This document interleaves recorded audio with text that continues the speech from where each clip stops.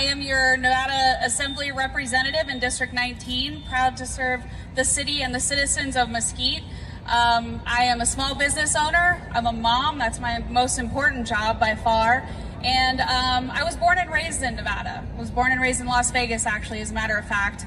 And you might say, well, big deal. A lot of us aren't really born and raised here. But why that's important to me is because I grew up here. And I know what this state did for a lot of families. A lot of families, including my own, were able to come here and achieve the American dream.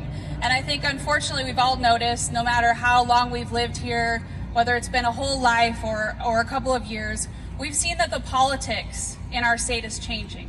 And it's not for the best. And I think that we can all agree here in Mesquite that Stephen Horsford, our congressman, doesn't represent us. Would we all agree on that? Yeah. And I think, might be wrong here, but I think I'd like some representation in Congress as well. How about you? Are we ready for that? All right, good. So a little bit about me. I went to the legislature, fought really hard for you. The first bill that I proposed was to end Governor Sisolak's declaration of emergency. The declaration of emergency that we happen to still be under today. And I don't know if any of you have been watching any of the draft footage from in Las Vegas, but that sure as heck doesn't look like an emergency to me. Looks like people are outside living their lives, doing what they need to do. So Governor Sisolak needs to lift this declaration of emergency.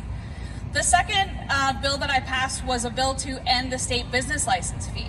A lot of us know if we were business owners, Governor Sisolak weaponized OSHA and the state business license as a way to shut us down and prevent us from providing for our families during the pandemic by saying, if you don't shut down, we're going to revoke your business license. So not only is it extremely expensive to have a business. You have to have multiple licenses, multiple fees you have to pay just to provide for your family. And I think that's incredibly un-American, but I also don't think that you should have that business license weaponized against you. So I also propose bills to cut our taxes and to cut our spending because those are the things that I believe in. Freedom, the freedom to do what's right for you and your family, to provide for your family freely, to keep as much of the money that you earn in your own pocket, and for the government to spend as little bit of the money that we earn as possible. Those are the things that I believe in. So, election time's kind of like the dating game, right? We all get up here, and there's this beautiful bachelorette or bachelor, right? There's like Farrah Fawcett over there. You guys are Farrah Fawcett, and we're these bachelors that are telling you all these great things that you want to hear. And you have to discern who's being honest with you and who's not. And that's really hard because in a primary, let's be honest, Republicans know what we need to say to earn your vote. So what I will tell you distinguishes me from the opposition in my primary is the fact that I've already done it. You know that I went to the legislature, you know that I fought for you, you know that I did exactly what I said I was going to do. You may not personally like me, you may disagree with me, that's fine. But you know when I tell you I'm going to do something, I go and I do it.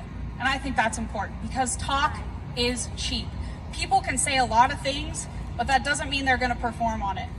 So on that note, I want to close with this. America's governor, Ron DeSantis, the other day he was in Las Vegas doing an event, and this is a quote that he used, or that he said. You need to elect people that aren't just going to tell you what you want to hear.